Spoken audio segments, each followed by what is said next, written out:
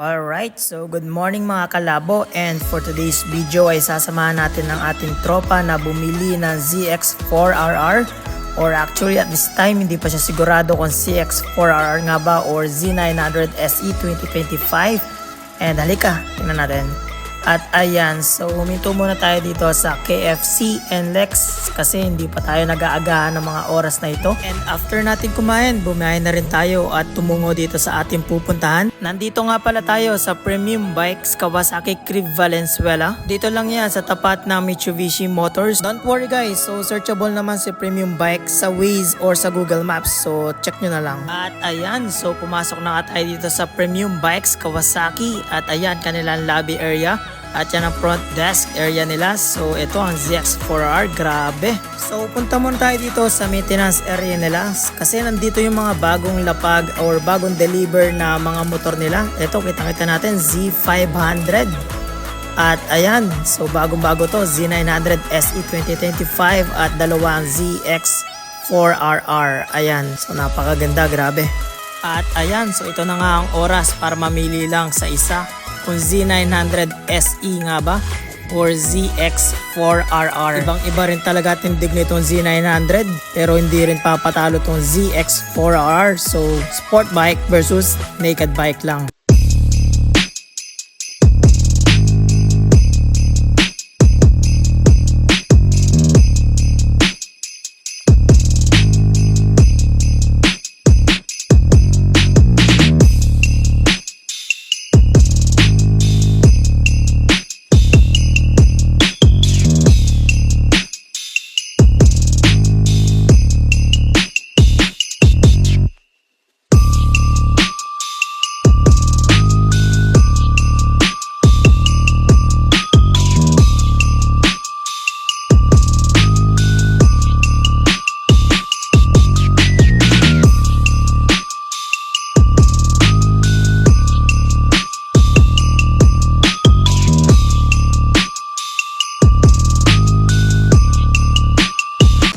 Of course, sa uli, ang nanalo pa rin is ZX4RR. Then after that, umakyat na tayo dito para samahan natin yung tropa natin na pirmahan yung mga documents na kailangan. And then ayan, so bumaba ulit tayo dito para makita na natin at ma-final test yung unit na kinuha ng tropa natin.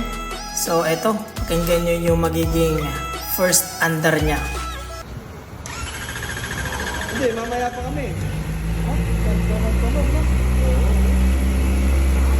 Mamaya pa.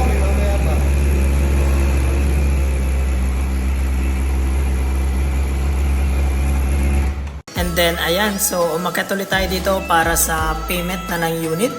At ayan, brief discussion lang. I think ito yung kung ano yung covered ng warranty. Ayan. So, o nga pala guys, bumaba ulit kami dito kasi pina-double check ng tropa natin yung head gasket. And ayan, so wala naman nakitang mali sa head gasket or kahit anong naglilik. Wala ring maluwag, kaya yan, ready to go na si ZX4RR. And nga pala guys, so napakabait nila Sir Erwin dito. Siya ang manager ng Premium Bikes. And nandyan din si Sir Benj, ayan yung nagbubuhat or nagtutulak. So kung ako sa inyo, dito na ako kukuha ng big bike. So mapa sport bike, naked bike, adventure bike, or pang trail pa yan, meron sila dito. And congratulations sa ating tropa. Ride safe sa atin, tropa. Let's go!